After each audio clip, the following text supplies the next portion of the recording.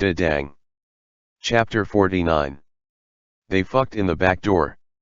The skinny officer nudged the fat officer with his elbow. The fat officer didn't pay him much attention. Don't spread such nonsense. How could it be nonsense? The skinny officer was easily provoked. Just look at how clingy they are. That eunuch even licked the blood off that lad's face. His look was apparently full of disgust. You, how filthy. The fat officer cast him a sideways glance. It's none of your business if those two are being close. But I can't stand watching it. The skinny officer said, pointing his club vertically at the ground and thrusting it harshly downwards. Such obscenity. The fat officer fell silent for a moment. Only after a while did he continue, how many of those down the so-called righteous path can be as close as they are? If it were me, I don't think I could. He was referring to Xie Yulu's care for Liao Jixiang, which was so ardent that even a filial son couldn't be more devoted to his parents. Having someone by his side to love him more than themselves, the eunuch was extremely fortunate. All right, let's get going. The skinny officer pouted and said reluctantly. The fat officer didn't move. Let's give them a little longer time. Liao Jixiang and Xie Yulu were now sitting under the big poplar tree in front of them. One of them was in shackles and restrained while the other was bruised and battered. Yet they looked at each other and smiled brightly. You guessed wrong again, Xie Yulu said, showing his empty left palm to Liao Jixiang. Do you accept your punishment? Liao Jixiang shifted backward slightly, appearing rather unwilling. You, be gentle. Xie Yulu grinned mischievously as he moved closer. His thumb and forefinger formed a ring, which he breathed on near his lips and aimed at Liao Jixiang's forehead, pretending to flick. Liao Jixiang immediately closed his eyes, but he didn't sense any movement after a long while. The moment he timidly opened his eyes for a peek, he suddenly felt a sharp pain on his forehead. Screaming in shock, Liao Jixiang fell to the side, with Xie Yulu giggling and falling with him. Liao Jixiang looked at him somewhat begrudgingly, but as he kept his eyes on Xie Yulu, his face gradually blushed. It's time to go, Xie Yulu said, caressing his face like it was a precious treasure. Do you need to pee? Liao Jixiang stole a glance towards the officers. He hesitated and then nodded. And so, Xie Yulu helped him up and led him to the back of the poplar tree. The shrewd skinny officer noticed this and thought they were trying to escape, so he immediately called the fat officer up, while he grabbed his club to chase after them. When he was halfway there, a figure squatting behind the tree like a woman suddenly came into his view. In astonishment, he stopped going after them. Liao Jixiang was also startled. He hastily stood up, pulled up his pants with Xie Yulu as his shield. The skinny officer turned back right away as if he had encountered a ghost. Frowning, he walked back. That eunuch was actually squatting to pee. He couldn't really make out the mixed emotions in his heart, which probably contained some disgust, yet there was also a bit of pity. Regardless, these feelings that evoked apprehensions greatly disturbed his mind. The time now was late afternoon and they had to reach the nearest port before dark to hire a boat and travel to Yangzhou during the night. Being a naturally impatient man, the skinny officer was especially eager for no reason as he rushed forward. Gradually, Liao Jixiang couldn't keep up with his speed, so Xie Yulu helped him to lift the kang up, wiping the sweat off Liao Jixiang's temples as he said, "Get on my back, I'll carry you." How could he possibly carry an entire grown man along with the 7.5-pound kang? Gritting his teeth, Liao Jixiang refused. Xie Yulu ignored his refusal, grabbing his arm and insisting for him to stop. Perhaps he was using too much force. He seemed to have pulled on a wound somewhere which made Liao Jixiang gasp and his face turning pale. What's wrong? Xie Yulu asked in suspicion. Liao Jixiang turned his head to the side, avoiding his gaze. It's nothing. This is not nothing. Xie Yulu became anxious, thus raising his volume. What's wrong with you? The fat officer and the skinny officer both turned around, and this time, even they noticed something wrong. Liao Jixiang was hunching his back and walking with his legs parted in an odd manner. "What are you doing? Keep up." The skinny officer was worried. The more worried he was, the more he tried to mask it with fierceness. "He can't walk anymore." Xia Yulo shouted at him. "Why can't he walk?" The skinny officer rolled up his sleeves and walked back towards them. "What's stopping him?" Xia Yulo suddenly smelled a faint scent of urine, which stemmed from Liao Jixiang's lower body. He was stunned. Then, staring at Liao Jixiang's embarrassed face, he reached out to undo his waistband, but Liao Jixiang immediately grabbed his hand. Seeing their interactions, the skinny officer stopped abruptly and dared not move forward. "What's wrong?" Xia Yulo's voice softened. "It's okay, you can tell me." Liao Jixiang lowered his head, and he was silent for a very long time. Finally, a few brief words managed to escape his lips. "It hurts." The moment Xia Yulo heard the word hurt, his heart ached with crushing pain. "Where?" "Legs," Liao Jixiang admitted in humiliation, "between my legs." At that moment, Xia Yulo couldn't care the slightest about the presence of the officers anymore. He pushed away Liao Jixiang's hand, forcibly loosened his waistband, and pulled open his pants to peer inside. The skinny officer was so shocked that he turned around right away, looking at the fat officer in confusion. Xia Yulo squatted down with his arms supporting Liao Jixiang's waist. The region between his legs was indeed somewhat wet and turning red. "Why didn't you tell me?" Liao Jixiang pressed his lips together and clamped his legs in shame, but Xia Yulo pried them open forcibly. "This is my fault," he said, gently touching the region with his fingers. The moment his fingertips touched his skin, Liao Jixiang's hip bone would tremble in pain. "I didn't wipe you clean." As Liao Jixiang was in a hurry just now, his pants were still wet from urine. Naturally, walking too much in coarse, wet pants would cause chafing and irritation, not to mention that his lower body was already severely wounded. Such tender flesh suffered excruciating pain during movements. "We should wash you," Xia Yulo said as he looked around. In the open field, he saw a small river about 100 steps away. "Once you're clean, I'll carry you on my back." "It's fine, I can endure it." Liao Jixiang immediately refused when he heard Xia Yulo's suggestion to carry him. "That area, it heals very fast." The way he said it suggested that it must have been chafed before. A surge of anger swelled in Xia Yulo's heart. He was angry at Liao Jixiang's stubborn dignity, and furious at his sorrowful endurance. "As long as I'm here, I won't allow you to suffer from anything like this." He wrapped his arms around Liao Jixiang's waist and hoisted him up, his steps shaky as he headed towards the river. The fat officer said nothing, but the skinny officer seemed to have finally recovered from the shock. He asked in a daze, "Did that lad just touch him down there?" The fat officer snapped, "He's wounded down there." The skinny officer grabbed his arm and persisted, "Isn't that disgusting, two grown men?" He thought about it for a moment, and then realized something was wrong. The eunuch's lower half must reek of urine. I would never touch it even if I was paid." "Well, someone is willing," the fat officer retorted, trying to shut him up. "Why do you care?" "I truly don't understand what that lad sees in him." The skinny officer hugged his arms and said mockingly. "He's so full of trouble even now, just imagine when he gets old. He'll have to serve the eunuch like his father." He then realized that the eunuch he was speaking of might never have a chance to grow old, and he fell silent awkwardly. The skinny officer then looked towards the river. He couldn't see them clearly from a distance, but he could see Xia Yulo wading into the water without his shoes. The time was October, so the water must have been freezing cold.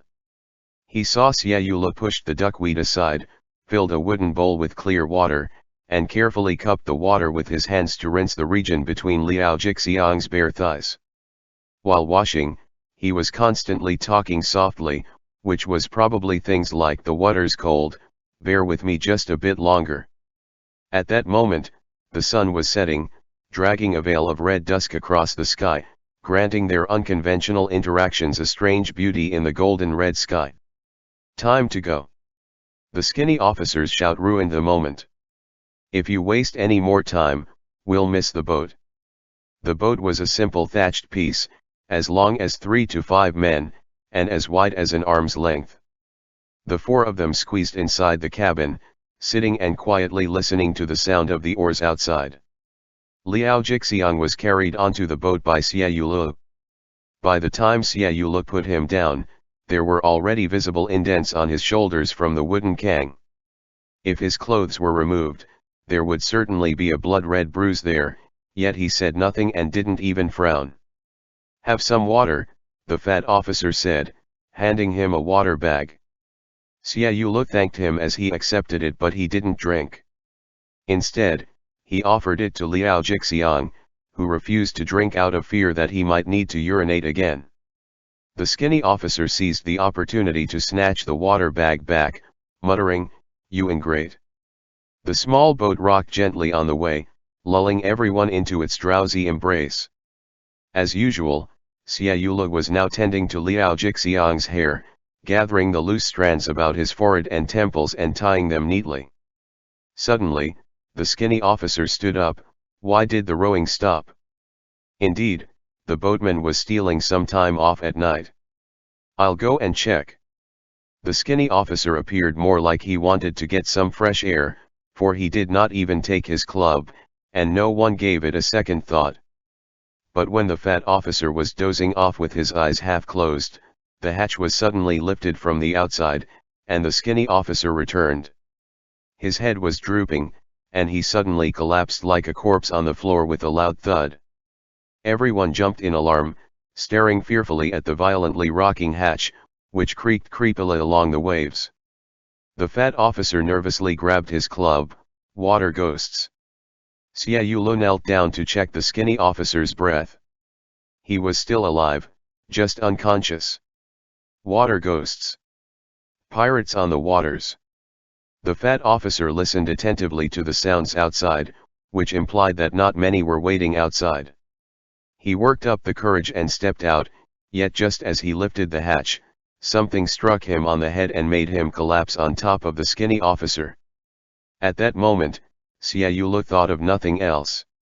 He stepped in front to shield Liao Jixiang, determined not to retreat even an inch. After waiting for a while, they heard soft footsteps outside the hatch. Xie Yulu was extremely frightened, so much so that his eyes were dry from staying wide open in terror. Suddenly, Liao Jixiang's head leaned on his shoulder from the back, warm and reassuring. Liao Jixiang didn't speak, but his gesture conveyed his determination to die together with him. Peace returned to Xie Yulu's heart instantly.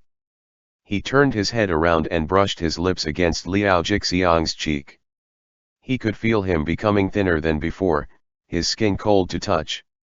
Xie Yulu pressed on, shifting his lips from Liao Jixiang's concave cheek and captured his lips. "This might be our last kiss together," he thought, as he desperately sucked those lips. Liao Jixiang responded gently, his movements were not bold but affectionate and tender. At this moment, the hatch was lifted, and someone stepped inside. Both of them didn't spare a moment to look as they were lost in their desperate love.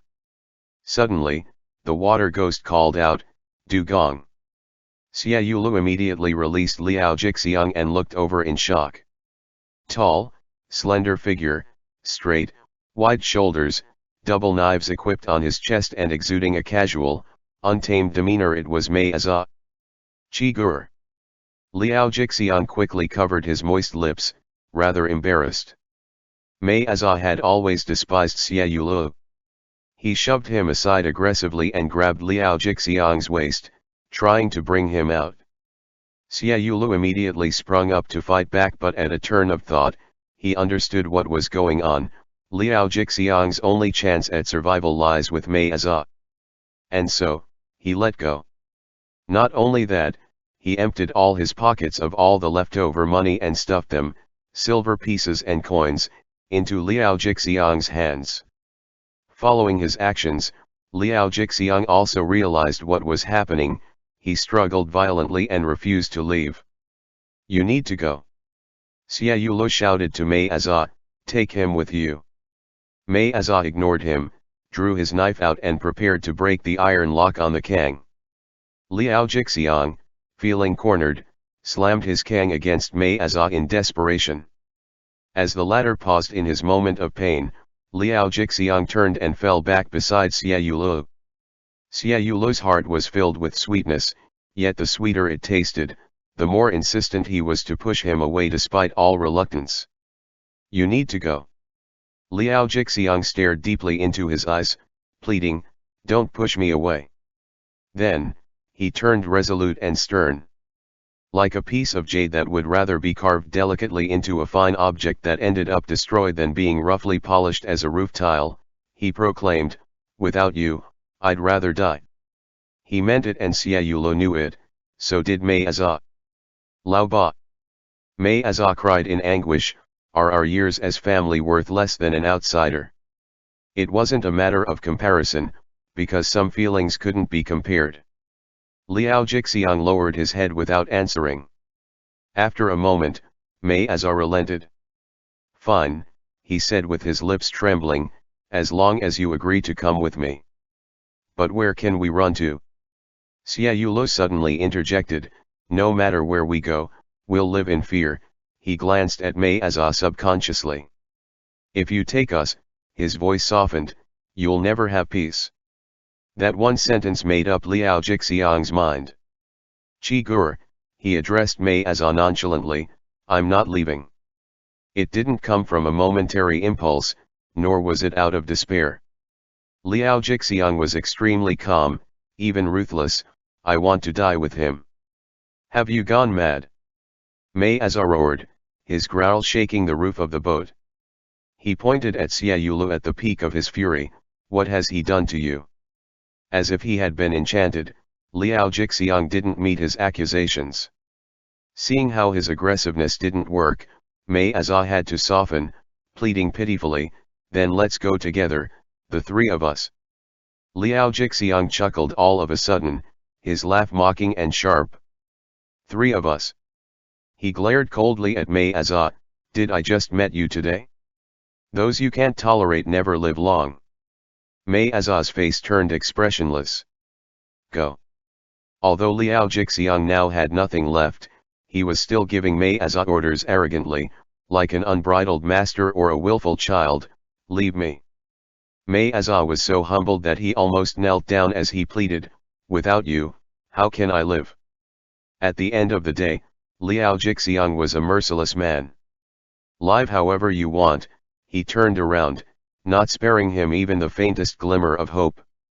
"You have a big, wide world ahead of you and plenty of temples everywhere. Devote your remaining days alongside the Buddha."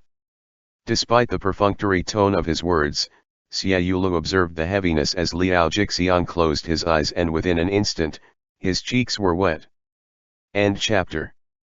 Da-dang. Chapter 50. The fat officer and the skinny officer walked in the front, intentionally leaving Xia Yulo and Liao Jixiang far behind. They had been traveling by boat this whole time. After over 10 days, they finally left that dark, suffocating boat cabin and switched to land routes, and only then did they finally dare to cautiously ask each other in horror, "How did we survive?" The skinny officer frowned. That was no water ghost. He stole a glance towards the back. "Those two won't say anything." "Unless," the fat officer gave him an obscure look that apparently contained hidden meanings. Yet the skinny officer shook his head, "Impossible. If they had accomplices, why wouldn't they just run away?" "Good," then the fat officer nodded, "If we lost the man, we'd both be dead." With his head drooped, the skinny officer walked on silently for a while, then suddenly said, "They're both madmen." He sneered with contempt, although that contempt seemed to arise with an undefined care, as well as a certain form of ambiguous admiration. "We should pay them more attention." The fat officer paused and waited for Xiaolu and Liao Jixiang to catch up. He couldn't tell what those two had whispered shyly to each other, but Xiaolu ended up carrying Liao Jixiang on his back again. The skinny officer guessed that the newly healed wound on Xiaolu's shoulder would probably be chafed open very soon.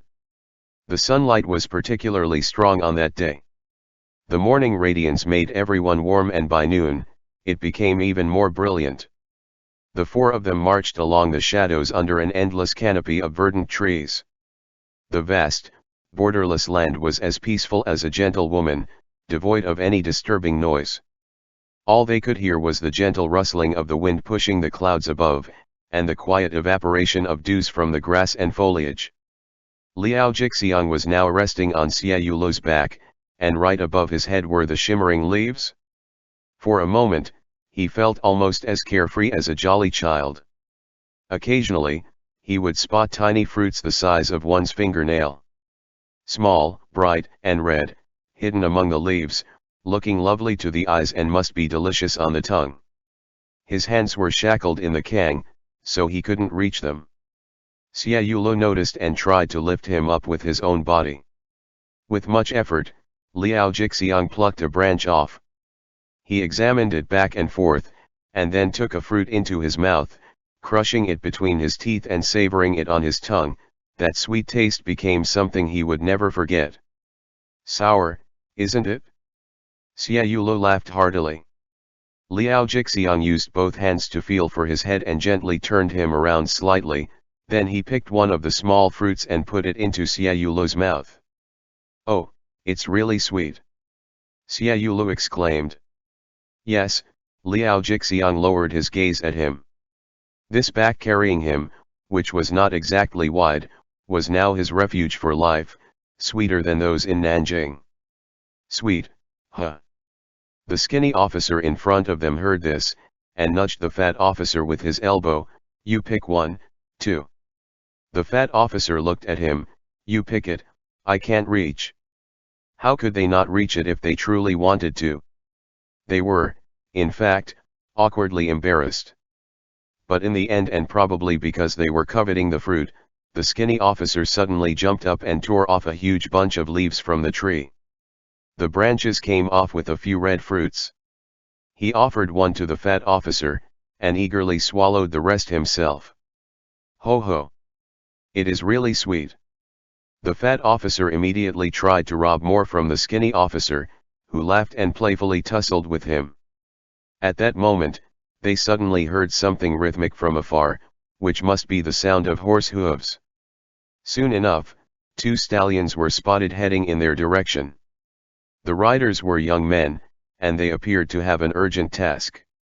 The horses brushed past them like a wind, but before long, the riders turned back, stopping beside the two officials and loudly asked, "Are you from Nanjing?"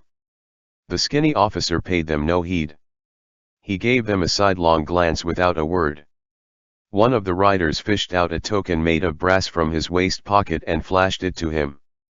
The skinny officer immediately stood straight, as he recognized the token from the Bureau of Imperial Stable. Yes, we're from Nanjing. They identified them from the seal on Liao Jixiang's large kang.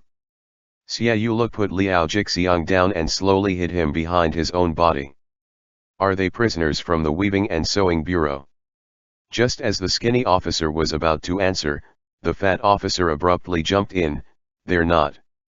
Why would they allow people like us to deliver such important prisoners? Which was indeed a good point, and it was precisely why Tu Yao chose those two for escorting Liao Jixiang. The two eunuchs trotted their horses around them, scrutinizing them from head to toe. Do you know what happened to the Weaving and Sewing Bureau? Any news? The fat officer exchanged glances with the skinny officer, respectfully replying, which of them are you asking about, Gong Gong? The two eunuchs seemed hesitant as well. They exchanged something amongst themselves before finally saying, someone named Zhang Chai. Since they really didn't recognize the name, the skinny officer was about to refuse. Yet Xiaolu suddenly interrupted, I know him. The two horses immediately came towards him. Xiaolu stood firmly, neither too humble nor too arrogant, but I need to know who is asking." The riders laughed out loud, holding the reins as they looked at this battered, beggar-like figure. "You think you have the right to ask?" Xia Yulo laughed along with them. "Then forget it." He dusted his robe. "You can try your luck when you reach Nanjing." The two eunuchs' expressions turned solemn, as if they were about to get furious. "You claim to know him, and why should we believe you?" Xia Yulo lifted his head and looked at them sincerely. He was taking a gamble when he said, "I am an acquaintance of Yishiha." Hearing that name, the expressions of those two immediately changed. One after the other, they awkwardly dismounted from their saddles. Unsure about whether they should act respectful or friendly, they whispered, "We are Yishiha's men." Xia Yulo frowned. He cautiously distanced himself like he was refusing to trust them, but the two eunuchs quickly closed in. "Our Gong Gong now oversees the Lao Zuzong's personal storage and the city gates. He's now sub-7th rank official." This new Lao Zuzong was certainly not that Lao Zuzong but was actually Chi Wan.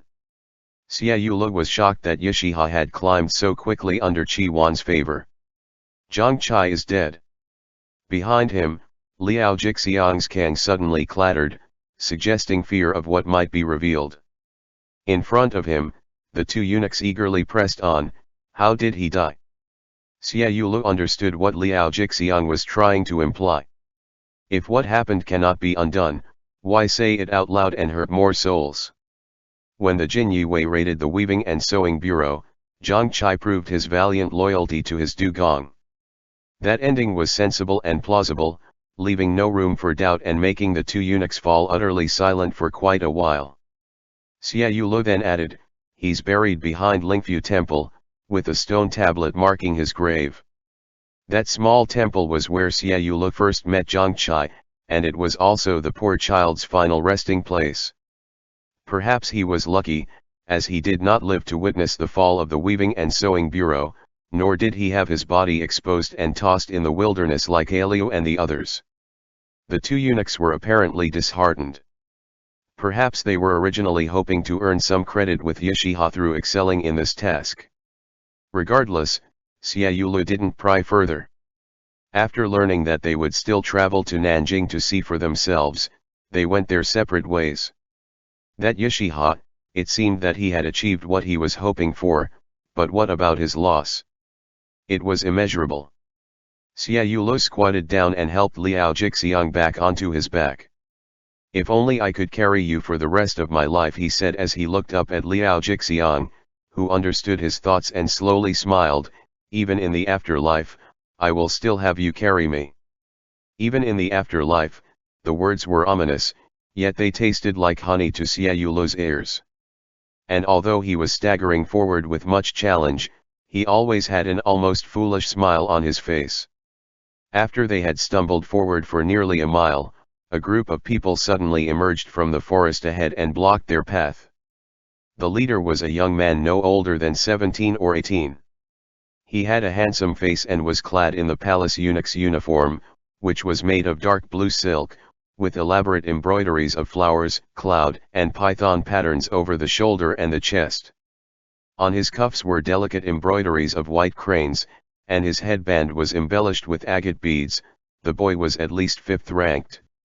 Since the intruder came from the palace, the two officials dared not move. When they glanced behind him, they realized that other than half a dozen of palace eunuchs in uniforms, the rest of the boy's entourage consisted only of senior imperial guards, all equipped with bows and long swords, and mounted on stallions. The young boy took his time to approach in a grandiose manner. His arms were crossed and his eyebrows lifted, apparently exuding the arrogance from his easily attained success in youth. His crystalline eyes scanned over the four of them quickly, and sharply settled on Liao Jixiang.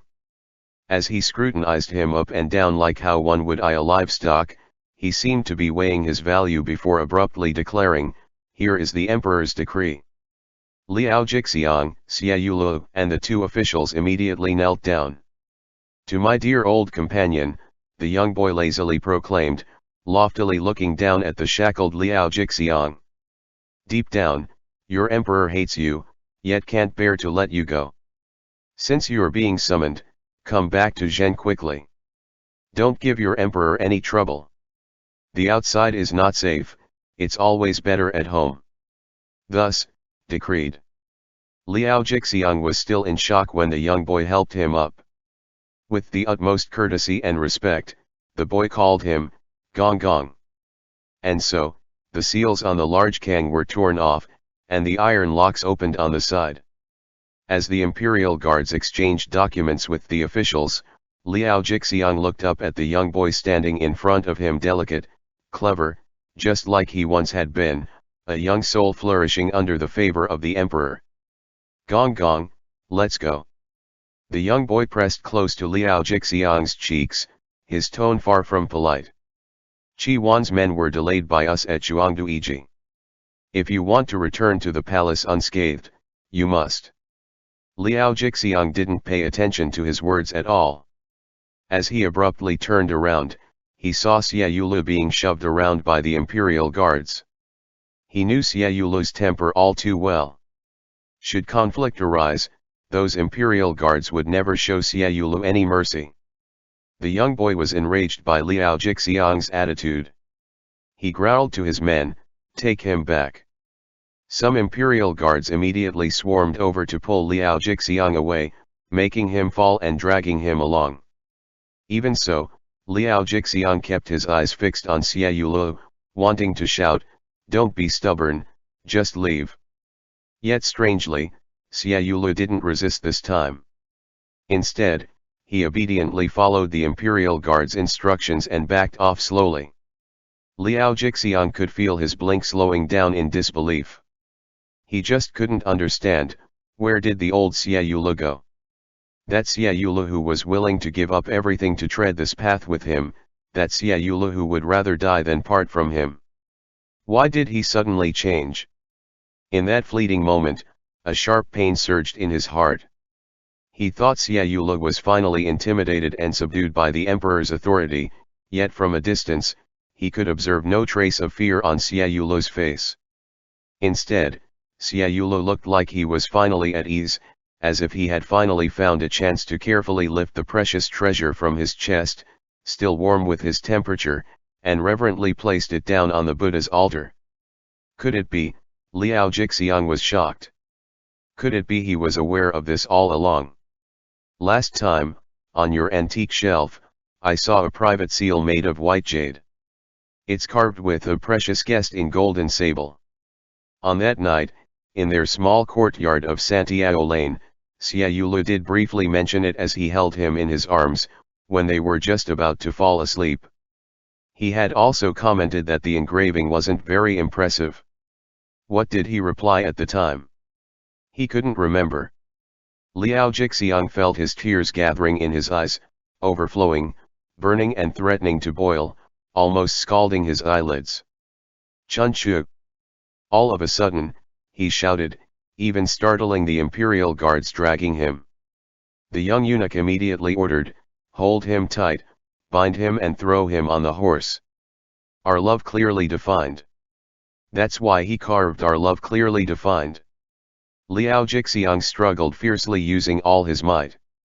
Xie Yulu had misunderstood him. For this whole time, he had been humbly assuming things and misunderstood him.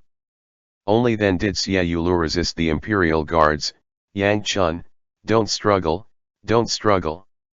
Liao Jixiang's entire face was soaked with tears.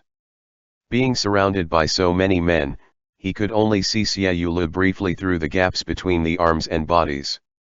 He couldn't let Xie Yulu misunderstand their love, even in death, he wouldn't let him misunderstand it. With his newfound strength, he abruptly wrenched his hand free from the chaotic grip of the men holding me down, grabbed the wooden hairpin from his hair bun, and thrust it towards his neck.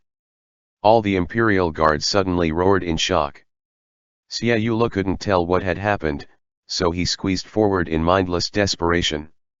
Suddenly, he was kicked down from behind, so he crawled on the ground, and stubbornly moved towards Liao Jixiang. Blood was streaming down from the side of Liao Jixiang's neck, he had missed his aim. With so many unfamiliar faces shifting in front of his eyes, continuously coming and going, he thought to himself, that Xiaoyula would never misunderstand him now. He would never misunderstand his heart, and his heart had never held anyone else close. Anyone could tell what was going on, they were a pair of desperate lovers. The young eunuch kicked the imperial guards aside. With one hand, he grabbed Liao Jixiang's hand that was holding the hairpin, and with his other hand, he tugged Liao Jixiang's disheveled hair and whispered in his ear, "Gong Gong, if you die, I won't get to live when I report back in the palace. Why bother?" Liao Jixiang lowered his eyes without a word. "What do you think? If His Majesty finds out about this Chu, wouldn't he be so upset?" Liao Jixiang's eyes moved. He looked up at him in utter horror. The young eunuch laughed, "Why, if I were the emperor, surely I would get rid of him right away." Liao Jixiang suddenly tightened his fist around the hem of the young boy's robe, around the fabric heavily embroidered with python patterns. Then, the young eunuch softened his tone and coaxed him, "If you behave, I'll allow him to walk away." "Far away?" "Okay." That was the only path lying in front of Liao Jixiang. "Fine." He shut his eyes in resignation. End chapter. Dang. Chapter 51. Stumbling and with much struggle, Xiaoyula finally managed to find his way to Beijing. Along the way, he had worn out 2 pairs of shoes, his clothes had ended up in shambles, and he had not a single coin with him at this point. Standing aimlessly outside the Fukan gate, Xiaoyula looked up at those large characters hanging above the entrance. They appeared so alien and out of place, as if this city was not the place where he had grown up. Liao Jixiang had been taken away. Every time this thought came to his head, he would force himself to squeeze more strength out of him, so that he could grit his teeth and carry on. Although, he didn't really have any plan upon arrival. All he had with him was a fervent longing, a desperate yearning to live and breathe under the same sky as the lover he lost. There were 9 gates around the city of Beijing, all guarded by eunuchs. Common folks were queuing in long lines to enter the city, so Xiaoyula hunched his back and joined the line. At the entrance, he spotted a young eunuch in a green robe, collecting entrance fees from everyone in the queue. He knew well of the rules of Beijing, no one could enter without money. Some small vendors, carrying bundles of cloth or vegetables with both of their hands, would place 2 coins behind their ears long before their arrival, so that the fee collector could directly grab them at their convenience. Soon, it was Xiaoyula's turn. He attempted to slip through without paying, but was immediately stopped by a young eunuch with a stern look. Hey, where's your manners?" The eunuch tried to shove him out of the long queue, but Xiaoyula immediately grabbed his wrist, making the young eunuch shout, "Ouch! This is my new outfit. You damned dog!"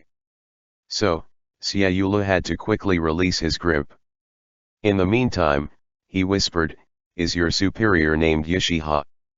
The young eunuch raised an eyebrow and tilted his head as he examined Xiaoyula, who was almost imploring, "I'm from Nanjing. I'm one of his brothers."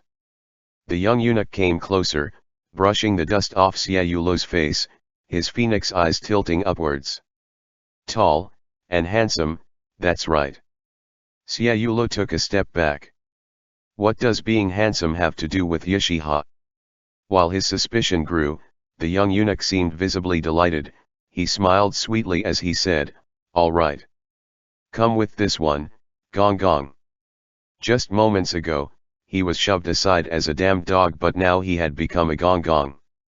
Xiaoyula realized that Yishiha must have received words from Nanjing and anticipated his arrival, so arrangements had been made for him. Inside the Fukan gate, a sedan chair was waiting. With much hospitality, the young eunuch invited him to sit, and then they carried him, swaying and gently shaking, deep into the city.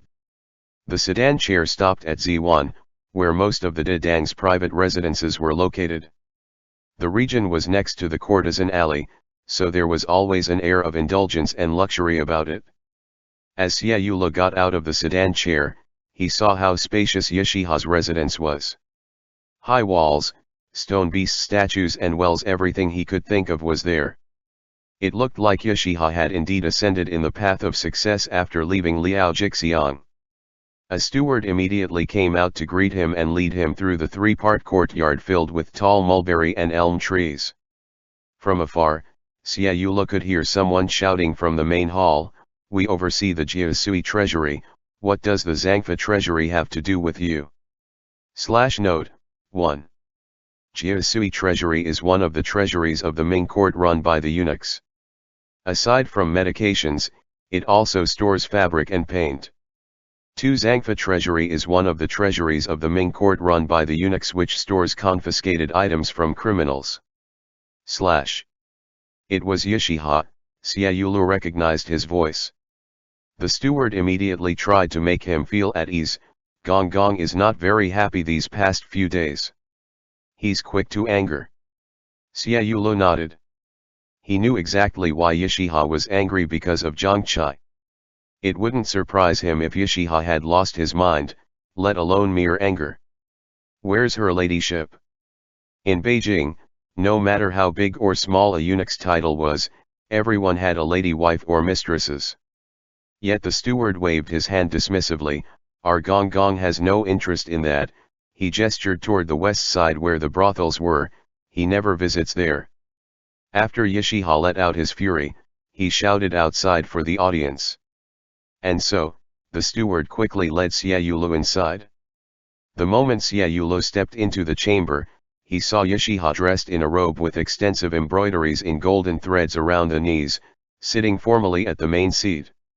On the table were a few kinds of medicinal herbs, which must be the source of the lofty, bitter fragrance pervading the room.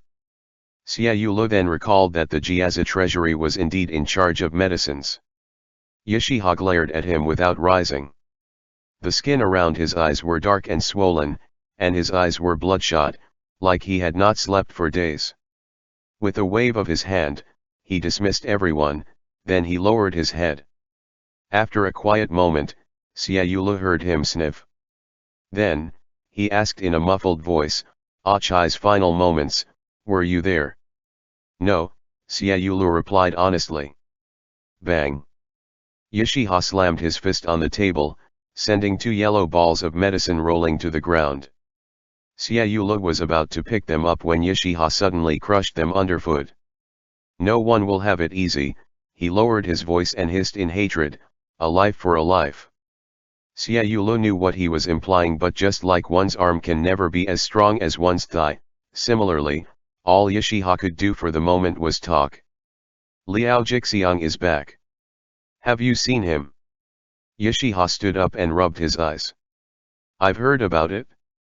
Xia Yulu asked very apprehensively, "He's not in the imperial prison, is he?" Yashiha, like a true powerful aristocrat, turned the jeweled ring on his finger and replied, "He's back in the Directorate of Ceremonies." As he said so, Yashiha couldn't help but glance at Xia Yulu briefly.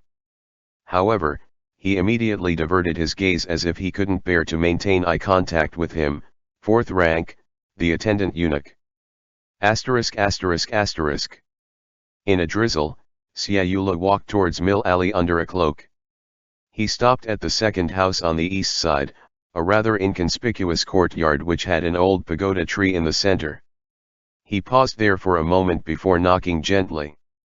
"Come in," answered a frail voice from inside, rather unfamiliar to Xia Yulu. The door opened to reveal an old woman, her back hunched and looking at him curiously. Xia Yulu peered into the courtyard, which was clean and tidy. "Is Lady Xiezhou here?"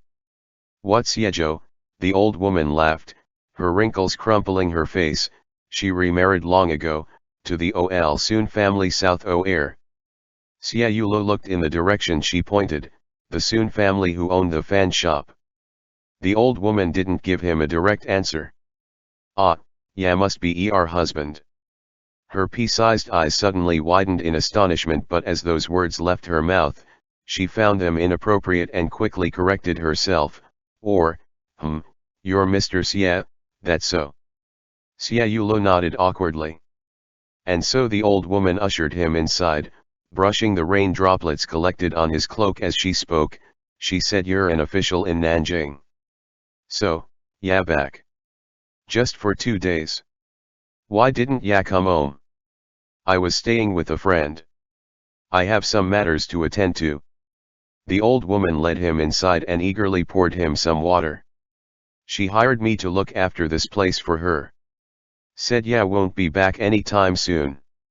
Noticing how Xia Yula was constantly glancing around the room, the old woman waved her hand and announced bluntly, "Don't look no more." She left Ya with nothing. Although the reality was quite harsh, Xia Yula couldn't help but laugh at her straightforwardness. "Granny, he felt somewhat guilty as he confessed, "I can't keep you here anymore." The old woman understood immediately. "Not to worry. Now you're back, surely ya get another wife." She misunderstood his intentions. Xia Yula put on a bitter smile. "I need money." "You're sellin'." The old woman put away her loud hospitality and spoke seriously. "I heard her mention before that your parents left you this house. Besides, if you sell it, where'll you live?" In the future, Xia Yula avoided her gaze. "I have no need of a home anymore." The old woman didn't quite grasp his meaning, her neck was stretched forth as she stared at him blankly. Asterisk asterisk asterisk. As the days grew colder, the market was low for selling houses. After negotiating back and forth for half a month, Xia Yula finally managed to sell it for a measly 80 taels of silver. He handed over the contract and headed back to Yishiha's place with the silver note in his pocket. When he reached Dingfu Avenue, he saw many common folks bustling towards the north of the city, so he quickly grabbed an old man and asked, "What's going on?" "The emperor is going to Daxing Long Temple." Hearing those words, Xia Yula's heart skipped a beat. He joined the crowd without thinking. "Is something big happening?" "Word is, a treasure lost for over 10 years was recovered last month. The emperor is going to Daxing Long Temple to thank the Buddha." The old man's face beamed with joy as he replied, "You see, everyone's going to share the good fortune. A treasure lost for over 10 years. Xia Yula felt that he must have lost his mind, for he was speculating that the treasure could be Liao Jixiang. Securing the silver note in his chest pocket, he joined the crowd and followed them foolishly. The royal procession was almost never ending. The umbrella bearers, the incense carriers, the entire entourage must be over 1,000 men. The closer they were to Daxing Long Temple, the denser the crowd became. From a distance, Xia Yula could see the emperor's palanquin, bright yellow and surrounded by attendants on stallions. Other than the palanquin, there was only one 8-bearer red sedan chair. It was circled by a group of junior eunuchs, which likely contained the treasure. "Why the pushing?" people around him shouted. "No one can see anything now, stop pushing. We want to see the treasure." Amidst the clamor, Xia Yula heard people shouting back. "They all say it's a basin-sized luminous pearl." "No, the word from the palace said it's a huge coral." At this moment, the emperor's palanquin was set down on the ground, followed by the red sedan chair. As the curtain slowly lifted, all the common folks stretched their necks to see. What emerged wasn't a luminous pearl or a huge coral but a crippled man. Xia Yula's tears streamed down his face instantly.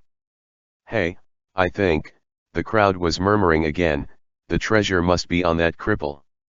Naturally, someone immediately concurred, "It's a treasure. So, it must be pretty small." To Xia Yula, that man was thousands of times more precious than any luminous pearl or huge coral. He couldn't bear to listen to the crowd anymore, so he squeezed out of them and went around the mountain to the back of the Daxing Long Temple via an inconspicuous path. Behind the temple was a pine forest, and the wind through the pines was freezing cold. Xia Yula stood there waiting with his arms wrapped around himself. It felt just like what he did by the Xiaolao fountain, never certain if his beloved would come, for he and the love of his life were separated like the earth and the heaven, bringing him so much pain that his heart was shattered in pieces. After waiting for a long time, the sound of sutra chanting was heard from the main hall. He couldn't make out the exact scripture, but he guessed it was the beginning of a ritual after the emperor had expressed his gratitude to the Buddha. Gradually, he heard disorganized footsteps approaching. Xia Yulo strained his ears to listen, praying for Liao Jixiang's voice, even if it was just for a brief moment. Yet he heard nothing. Right in front of him was a tall red wall, which had the character Buddha carved repeatedly in a horizontal straight line.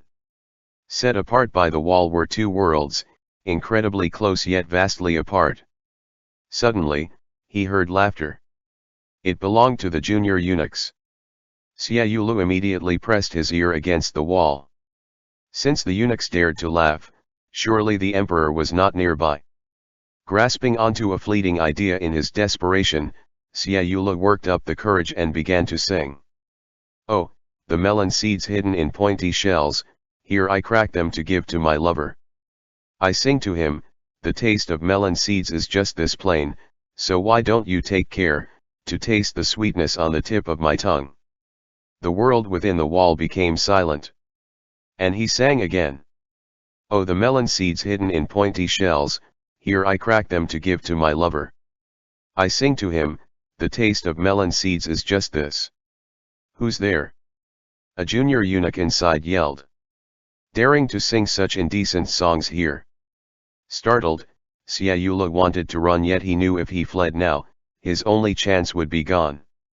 So, he put his life on the line and continued, the taste of melon seeds is just this plain, so why don't you take care, to taste the sweetness on the tip of my tongue. Go. The junior eunuch inside the wall was angry. Seize him for. At that moment, a stern voice rang like thunder. It sounded solemn and imposing, yet it was trembling slightly. Hold on. Xia Yulo's heart was grinded to pieces. It was him. It was truly him. He clung to the red wall, futilely trying to climb on top of it, making him look comically foolish. Inside the wall, Liao Jixiang spoke, which sounded somewhat like a reply, yet also resembled him talking to himself. How many regions does the crescent moon above shine through? How many of the families are happy, and how many filled with sorrow? How many couples are sharing one bed, and how many are wandering outside alone? I can't bear it anymore. With hot tears streaming down his face, the word Yangchun was just about to leave Xia Yulo's lips when suddenly someone inside called, Gong Gong. It was a messenger. Why are you delaying here? His Majesty keeps calling for his companion. The footsteps became messy. Still stunned, Xia Yulo stood there and stared helplessly at the wall. Liao Jixiang had left? He had left. In frustration, he pounded on the stone wall with his fists and listlessly slid down to the ground. With his eyes bloodshot, he finally made up his mind. After leaving Daxing Long Temple, he headed straight for Sanbilao Hutong, the filthiest place in Beijing, where almost every inch of the street was smeared with half-dried faces and urine. He covered his nose and approached a shed. On the side of the shed was a wooden sign that read Knife Lu. He hesitated briefly before lifting the curtain and stepping inside. The stench in the shed was nauseating. A fat man without upper garments and a greasy face saw him and asked gruffly, son, or nephew?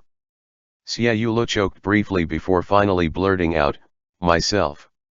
The fat man was taken aback, then he laughed. You're all grown up. Can't do it? Xia Yulo fished out the silver note from his chest pocket. I have money. The fat man eyed the notes from a distance. Can't make sure you survive. Xia Yulo nodded. Fate can decide my life and death. I'll take it. Fine, the fat man approached and reached for the silver note. Xia Yulo clung onto it tightly, but the fat man pulled it out of his hand. No food or drink for 3 days. Come here after you've washed. Xia Yulo watched as he stuffed the silver note into his pants. It's too much. He was referring to the money, but the fat man pursed his lips. You're a big, grown man, it'll be tricky. Besides, when you climb up in ranks, this money won't matter. Asterisk asterisk asterisk. Yashiha slammed the table. Why didn't you ask me? If this were Nanjing, Yashiha would never have dared speak to him like this. Xiaolu thought out loud, does it matter whether I keep that thing or not? If I can trade it for a lifetime with him, I'll be satisfied. Yashiha was so furious that his eyes widened and he was at a loss for words. A lifetime? Who do you think you are? He jumped up, grabbing Xiaolu's collar and continued, those bloody sheds only care about cutting, they won't arrange anything for you. You'll never touch the gate to the Forbidden City. Xiaolu was dumbfounded. But. So, he lied to me. Spending 80 taels, and losing your manhood. Yashiha glared at him and pounding his chest with his fist. You'd only end up as a eunuch soldier, sent to the north to fight the Tartars. Only now did Xiaolu become truly afraid. He grabbed Yashiha's wrist. Then, what should I do? Yashiha sighed in frustration. I'll handle it, he said, releasing Xiaolu and smoothing his collar. Then he turned around and headed out. Don't go anywhere. Wait for me. And so, Xiaolu didn't even return to his own room and obediently waited in Yashiha's main chamber. He spent almost all night waiting and just before dawn, Yashiha returned. Xiaolu rushed to him. Is it done? When will it happen? Yashiha didn't look at him. Instead, he gave him an envelope. There was no inscription on the envelope, so Xiaolu pulled the letter out. The moment he unfolded it, the calligraphy strong as iron and delicate as silver struck his heart. If thou keepest me close to thy heart, thou hast no need to stay close always. It was from Liao Jixiang. Underneath it was a line of smaller characters. Xiaolu read aloud in a quivering voice, shouldst thou harm thyself, I shall surely. He didn't dare to read the rest of the sentence, for it wrote, take my own life to follow thou. At that moment, Yashiha handed him another piece of paper. Xiaolu took it and gave it a glance. It was that silver note he had spent, 80 taels of silver. He asked that you to return to Nanjing. Xiaolu looked at Yashiha in shock, with agony apparent on his face. End chapter.